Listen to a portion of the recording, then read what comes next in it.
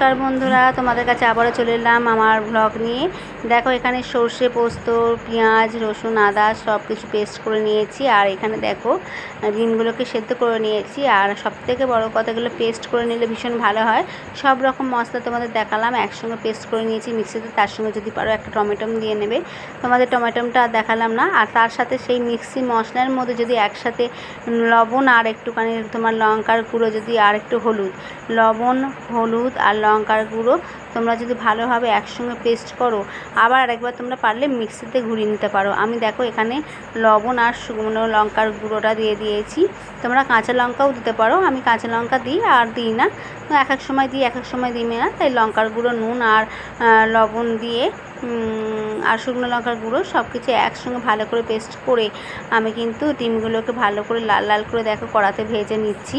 এবার তোমাদের দেখো আমি তারপরে কী করলাম, সেই পেস্টগুলোকে ভালো করে ডিমের মধ্যে, মানে ডিম ভাজা তেলের মধ্যে, আর ডিমগুলো আলাদা করে তোমরা তুলবে না, আমি কিন্তু আর আলাদা করে তুলিনি। তো ওই ডিমগুলোর মধ্যে তোমরা কিন্তু ভালো করে এই মশলাগুলোকে দিয়ে ভালো করে কষিয়ে নেবে।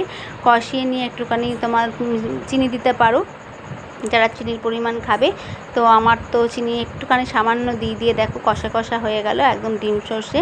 তোমাদের বলেছিলাম একদিন আমি সর্ষে যে আমি তোমাদের ডিম সর্ষে করে তোমাদেরকে ভ্লগ করে দেখাবো কী কী প্রসেসে করি। তো তোমরা করে দেখো, আশা করি ভালো লাগবে। দেখো বন্ধুরা কেমন হয়েছে। Tata, bye bye.